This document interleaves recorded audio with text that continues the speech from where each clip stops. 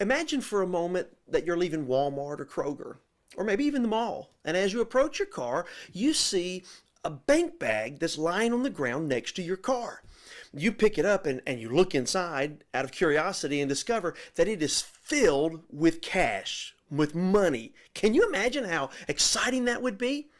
Bundles and bundles of 20 and $100 bills fill the inside of that bag. And you jump in your car and you add it all up and discover that there is $50,000 in that bag. What would you do? Would you turn it in and hope for a reward? Maybe you would just keep the money for yourself, or perhaps you would give it to the police in the hopes that they would be able to find the owner. Your answer to that question speaks volumes about what we call morality and what you think is the right thing to do. Morality is it's kind of a peculiar word. What is morality exactly? Well, there's a technical definition in the dictionary that says that it is a system of values or principles of conduct that provide us with the distinction between what is right and wrong, or what is good and bad behavior. Morality defines everything that we do. In fact, it's a part of our everyday life. It defines the way we live our lives, the way we look at money, the way we save money, or the way we spend money. It affects the way we choose our friends, or if we have any friends at all, because it affects the way we behave around others and the way we allow others to behave around us. The people that we associate with, the people that we hang out with at school or in our workplace, and with the things that we do with these people, all of that is affected by our morality. So I ask again, what is morality? Is it even possible to define it? Well, I believe it is. I'm going to try in a couple of different ways to do that for you in the next couple of minutes. My daughter-in-law, her name is Abby, is a licensed counselor. And I was visiting with her a couple of weeks back, and I got to talking with her about this particular subject. And I asked her to define morality for me on camera. So I want you to listen carefully to what she's about to say. She's going to share a very technical definition of morality that is often used by mental health workers in a clinical setting. So when I think about morality, I think about a person's values, and they are acting moral if they're acting according to their values. So when I think about a healthy person, I think about someone that is living congruently to their values. So if you believe in honesty, if you believe in kindness, if you believe in peace and patience and goodness, then you have to congruently act that way. Or you could be unhealthy, you could be incongruent to your faith, incongruent to your values, and therefore immoral. You see, clinically, a person is moral if they live according to their values. But what if a person's values are not my values? Or what if a person's values are not your values? What do we do then? What if the guy down the street doesn't have a problem with punching someone in the face when he's irritated? Or what if the girl that lives next door thinks that she has a right to come into your house and to steal your stuff? How do we decide which values are acceptable and which ones might be considered, I don't know, somewhat questionable or even objectionable? That's the real issue.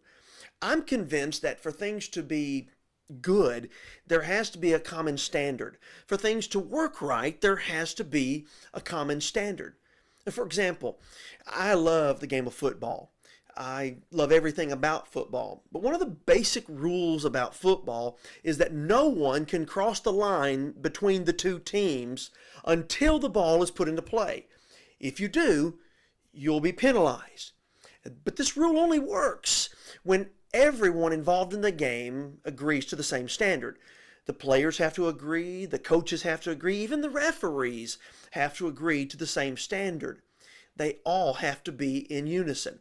That's what morality is all about.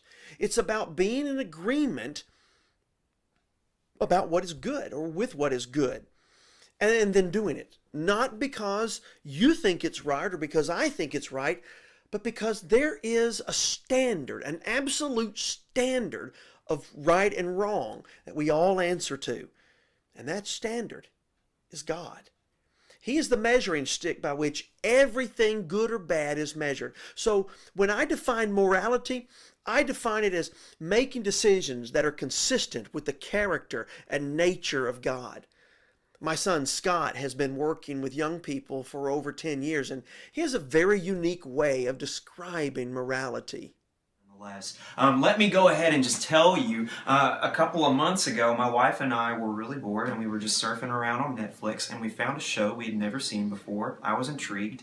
It was called World's Worst Cooks. And when I watched this show, I felt really good because I'm not the best cook and these were really bad cooks. It was like American Idol for cooking.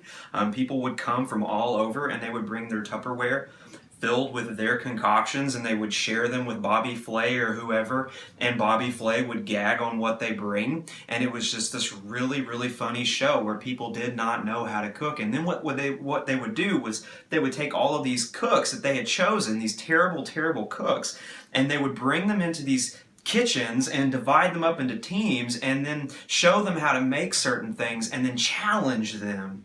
And so they'd say, okay, so here's how to make a cake, or here's how to make an egg. And so they would take the egg and they'd show them how to make, okay, here's a sunny side up, here is a over easy egg, here's a scrambled egg, here's how to make all of these, now pick one and go make it. And then you'd have a group of people and they would take their egg and they would do exactly what they had been shown. They'd say, okay, so we scramble an egg, we whisk it and we put it in the skillet with, whatever, and there you go, there's a scrambled egg. But then you had this other group of people and they would say, okay, yeah, I'm going to make an egg and then I'm going to add some Tabasco and I'm going to add some chocolate sauce and a little bit of jalapeno peppers and then I'm going to make my special eggs, and they would be terrible. And so in essence you would have people that were given specific instructions on what to do, and they would go by them and they would succeed. But then you had other people and they would just kind of go off on their own tangent. And when I see something as ridiculous as that and how funny that is for me, I'm reminded of a young man in Scripture named Timothy. And you might not know who Timothy was. Timothy was Paul's protege. He was this young man that, Paul loved so much and mentored in the faith and taught him ministry. And now we have this situation where Timothy is by himself in ministry, and Paul sends him a message. In 1 Timothy, at the very beginning of the book, Paul tells Timothy, as I urged you when I was going to Macedonia, remain at Ephesus so that you may charge certain persons not to teach any different doctrine. So you look at verse 3 right off the bat, and Paul reminds him, don't teach anything that you haven't been taught. Okay, don't take what we've given you, this wonderful gift from God, and take it and add to or take away. But rather stick to what you've been given. Stick to this awesome plan. And you read a little bit more, and I love this so much because you read all the way down in verse 5, and it says, the aim of our charge is love. So the end product of what we're trying to make, this scrambled egg that we're trying to create in our kitchen of faith, or this wonderful birthday cake that we're trying to make, the aim of what we're trying to do is love. The aim of our charge is love that issues, and here's the recipe, here's the ingredients, issues from a pure heart and a good conscience and sincere faith. Okay, so you have all these three ingredients that you've been given to throw in together to form this very beautiful end product that God desires for the church. And so much of us, so many of us, so many times try and take what we've been given from God, these awesome instructions, this wonderful template that we've been given. And yeah, sometimes it's really hard. Sometimes it's really hard to know what the right thing to do is, but we can always go to Scripture and we can always know what to do. And I love that Timothy was told, don't do anything you haven't already been taught. And tell others the same. And remember the recipe, the end goal that we have here is love. Everything that we're doing. And I think, Dad asked me what I think morality is and what I think, godly living really is. And I think for us, it's a lot like a recipe. Because, yeah, we've been given instructions to live by, not to add to or take away, but to go along with what God has intended us to be and do and exist as. And I think if we do that, we'll have a really wonderful end result. Thank you. Here's the bottom line about it all. Morality is taking the instructions that God has given us in His Word and using them as our guiding light in everything that we do. God's recipe for our lives.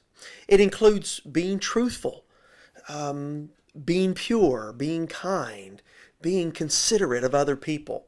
It involves being willing to forgive others even if they don't ask for it. It involves treating people the way you want to be treated. It's about trusting the Lord with all your heart and acknowledging Him in all of your ways so that He, through His Word, His eternal Word, can direct your paths.